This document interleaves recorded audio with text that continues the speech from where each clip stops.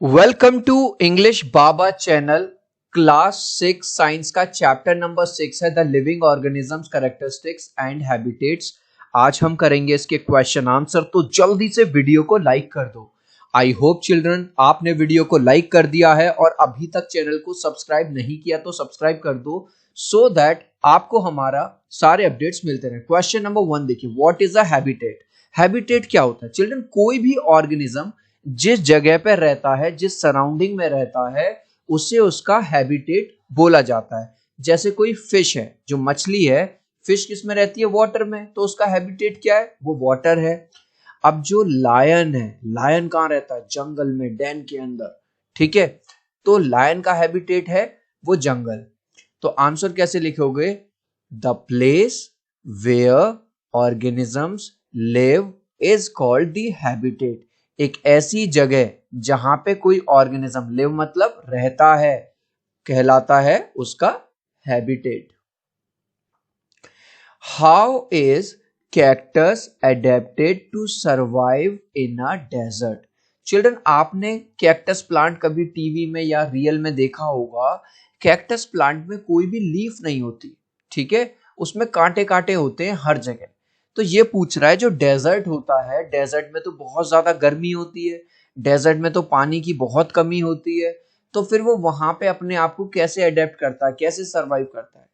तो पहला रीजन है, वो अपनी जो लीव्स होती हैं, अपनी लीव्स को कन्वर्ट कर लेता है स्पाइन में, यानी कि कांटों में, जिससे वाटर लॉस कम से कम हो।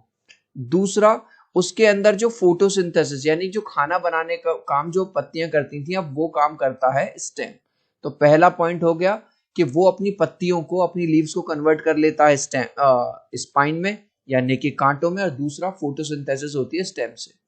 तो पहला पॉइंट लिख दोगे, the leaves convert in spine. जो पत्तियां हैं वो किस में कन्वर्ट हो जाती हैं? वो कांटों में कन्वर्ट हो जाती हैं, टू सेव वाटर लॉस, ताकि वाटर लॉस ना हो। Number 2, stems carry out photosynthesis. खाना बनाने वाला काम, जो फोटोसिंथेसिस वाला काम है, वो कौन करता है? वो स्टेम करता है। चिल्ड्रन, कई बार आपने सुना होगा कि भाई धूप में जा रहे हो तो सनस्क्रीन लगा लो। अब हम तो ह्यूमन बीइंग्स हैं, हम तो सनस्क्रीन लगा लेंगे, कोई क्रीम लगा लेंगे, लेकिन प्लांट के पास थोड़ी सनस्क्रीन है। तो नेचर ने इसको, कैक्टस को एक वैक्सी लेयर दी हुई है। मतलब इसकी बॉडी पे देख रहे हो, इस तरह का वैक्स चढ़ा रहता है, जिससे ये सन रेज से तो बचता ही है, साथ साथ जो वाटर लॉस होता है वो भी बहुत ज्यादा कम हो जाता है। तो तीसरा पॉइंट क्या लिख देंगे? Waxy layer to retain water. तो उसके ऊपर से एक कोट चढ़ा रहता है, एक परत चढ़ी रहती है। ठीक है, तो इस तरह से अगर आप 3 पॉइंट्स लिख दोगे, आपको फुल मार्क्स मिल जाएंगे। नेक्स्ट क्वेश्चन है फिल इन द ब्लैंक्स। इसमें आपको 4 ए बी सी और डी और ई, सॉरी 5 हैं, एक एक करके करेंगे। क्वेश्चन नंबर 1 समझो। The presence of specific features which enable a plant or an animal to live in a particular habitat is called। मतलब अगर किसी ऑर्गेनिज्म में, चाहे वो प्लांट हो या कोई एनिमल हो, अगर स्पेशल फीचर डेवलप होते हैं, उनको क्या कहते हैं? एडेप्टेशन। जैसे कि फिश के अंदर फीचर है कि वो आसानी से अपनी बॉडी को 24/7 किस में रख सकती है? वाटर में। क्या मैं और आप पानी में रह सकते हैं 24 घंटे? नहीं रह सकते। अब अगर कैमल की बात करो, तो कैमल इतने हार्श क्लाइमेट में, इतने हार्श वेदर में भी, जहां पानी की इतनी कमी है, गर्मी बहुत ज्यादा है, वहां अपने आप को अडेप्ट कर पाता है। तो इन फीचर्स को हम क्या बोलते हैं? एडेप्टेशन। यहां लिख देंगे adaptation. The habitats of the plants and animals that live on land. ऐसे जानवर जो जमीन पे रहते हैं, जैसे शेर कहाँ रहता है? जमीन पे। एलिफेंट जमीन पे। बेयर, अब जब जो जैसे बर्ड्स कहाँ रहते हैं? ट्रीज के ऊपर रहते हैं, मतलब जमीन से ऊपर रहेंगे। तो ऐसे हैबिटेट को बोला जाता है टेरेस्ट्रियल। क्या लिख दोगे यहाँ पे? Terrestrial. The habitats of plants and animals that live in water. अब ऐसे प्लांट्स, ऐसे एनिमल्स जो पानी के अंदर रहते हैं, इनको कहा जाता है एक्वेटिक एनिमल्स, और ऐसे हैबिटेट को कहा जाता है एक्वेटिक। तो चिल्ड्रन, इस वाले वर्ड को याद रखना, ठीक है? एक्वेटिक, एक्वेटिक मतलब पानी। Soil, water and air are the dash factors of habitat. Children हमने पढ़ा था दो फैक्टर होते हैं, बायोटिक और एबायोटिक। तो एबायोटिक में क्या आते हैं? Non living. तो नॉन लिविंग जैसे एयर हो गया, सॉइल हो गया, वाटर हो गया। तो यहाँ पे ये कौन से हैबिटेट है? Abiotic factors. तो लिख देंगे आप एबायोटिक। गाइस अभी तक आपने इस वीडियो को एक लाइक नहीं किया है तो आपसे रिक्वेस्ट करूंगा प्लीज वीडियो को लाइक कर दीजिए, सो दैट आपको हमारे सारे सब्जेक्ट्स के नोटिफिकेशन मिलते रहे। मैं 3 तक काउंट करूंगा चिल्ड्रन, प्लीज वीडियो को लाइक कर दो। 1 2 3। आई होप चिल्ड्रन आपने वीडियो को लाइक कर दिया है, चैनल को सब्सक्राइब कर दे। Thank you guys. Changes in our surrounding that make us respond to them are called. हमारी सराउंडिंग्स में जो चेंजेस होते हैं और हम उस पर रेस्पॉन्ड करते हैं उसको बोला जाता है stimuli. Which of the things in the following list are non living. अब एक लिस्ट दी गई है, इसमें से ये पूछ रहा है नॉन लिविंग बताओ। नॉन लिविंग और लिविंग आप जानते हैं। तो प्लो क्या है? जिससे हम प्लो करते हैं फील्ड्स को, तो ये भी नॉन लिविंग है। मशरूम नॉन लिविंग नहीं है, मशरूम तो प्लांट से मिलता है ना। सीविंग मशीन, अब कपड़े सिलने वाली जो मशीन होती है वो भी नॉन लिविंग है। रेडियो भी नॉन लिविंग है, बोट है ना, नाव भी।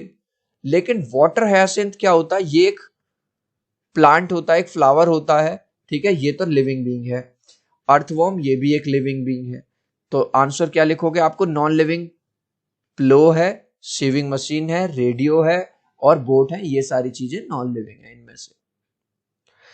Give an example of a non living thing which shows any two characteristics of living things. वो कह रहा है ऐसी एक नॉन लिविंग चीज का एग्जाम्पल दो जिसमें लिविंग बीइंग जैसी दो क्वालिटी हो। तो एक एग्जाम्पल है कार। तो कार है तो नॉन लिविंग, लेकिन फीचर क्या है इसमें लिविंग बीइंग वाले? एक तो ये मूव करती है, जैसे आप और मैं एक जगह से दूसरी जगह जा सकते हैं, कार भी एक जगह से दूसरी जगह जा सकती है। दूसरा फूड इनटेक, जैसे मुझे और आपको खाना खाने की जरूरत पड़ती है तभी हमें एनर्जी मिलती है, ऐसे ही कार को एनर्जी मिलती है फ्यूल से। अगर फ्यूल नहीं डालोगे तो उसको एनर्जी नहीं मिलेगी, वो नहीं चलेगी। अगर आपको खाना ना मिले तो क्या आप अपनी एक्टिविटीज कर पाएंगे? नहीं कर पाएंगे। तो आंसर क्या है? पहले लिख देंगे एग्जाम्पल कार, और कार के फीचर क्या लिखेंगे? इट कैन मूव, एक तो ये चल सकती है। Number 2, it need food in form of fuel, इसको फ्यूल की फॉर्म में, जैसे पेट्रोल डीजल की फॉर्म में इसको भी खाना चाहिए।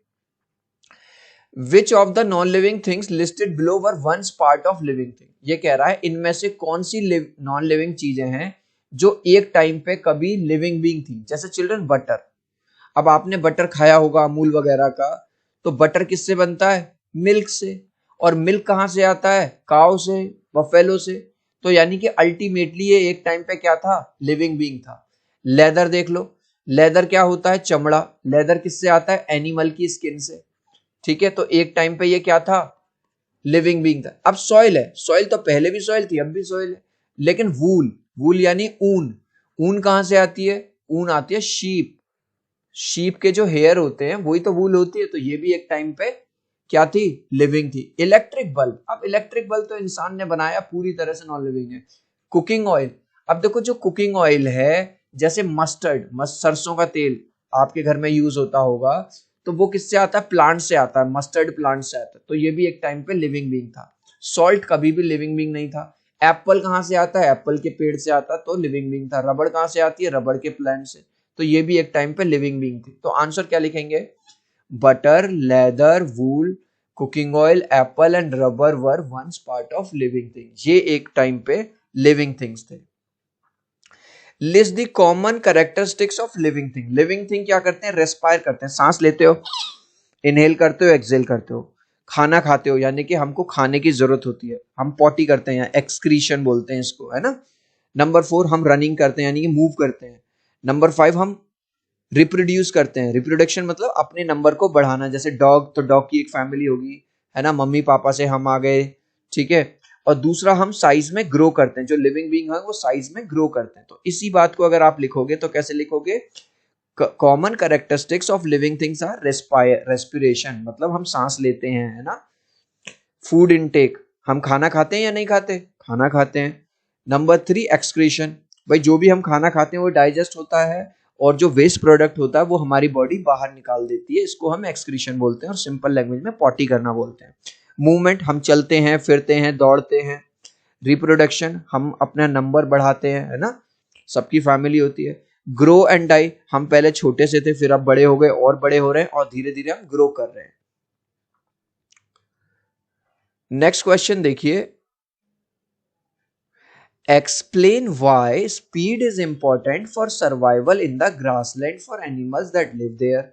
अब ये कह रहा है जो भी एनिमल किस में रहते हैं, जो भी एनिमल्स ग्रासलैंड में रहते हैं, जंगल में रहते हैं, उनको सरवाइव करने के लिए स्पीड की जरूरत पड़ती है। क्यों? अब यहां पे देखो चिल्ड्रन, एक हिरन है, अब हिरन का शिकार कौन करता है? Tiger, lion. तो क्या हिरन ये चाहता है कि टाइगर आए और मुझे खा जाए? नहीं। तो अगर हिरन को, डियर को सरवाइव करना है तो डियर को बहुत तेज भागना पड़ेगा। आपने डिस्कवरी चैनल पे या नेशनल ज्योग्राफी पे देखा होगा कि जो कई बार, ऐसा नहीं है कि हर बार टाइगर गया और इजीली गया और पकड़ के ले आया, एक इतना इजी नहीं है। तो अगर जो डियर है अगर वो तेज भागेगा नहीं, यानी कि अगर उसकी स्पीड नहीं होगी, तो फिर तो वो हर बार मर जाएगा। तो आंसर कैसे लिखोगे? आंसर में आप लिख देंगे speed is important for survival in the grassland, पूरा का पूरा क्वेश्चन सही, for animals to avoid predators, ताकि वो प्रीडेटर से बच सके। अब प्रीडेटर्स कौन होते हैं? प्रीडेटर्स होते हैं शिकारी जानवर, जैसे कि लायन, जैसे कि टाइगर। एग्जाम्पल में क्या लिखोगे? The deer has to run faster than the tiger to survive.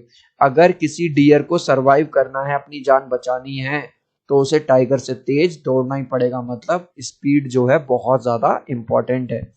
इस लास्ट क्वेश्चन का आंसर आप मुझे दोगे कमेंट सेक्शन में, देखूंगा कितने बच्चे राइट आंसर देंगे। The place where organisms live is called, एक ऐसी जगह जहां ऑर्गेनिज्म रहते हैं उसको क्या कहते हैं? डेजर्ट, हैबिटेट या वाटर। आप चाहो तो अपने आंसर में कमेंट में ए, बी या सी लिख देना, मैं समझ जाऊंगा। सो आई होप मेरा ये छोटा सा वीडियो आपको बहुत अच्छा लगा होगा। प्लीज वीडियो को लाइक कर देना, चैनल को सब्सक्राइब कर देना। अब हम मिलते हैं अगले वीडियो में। Bye bye.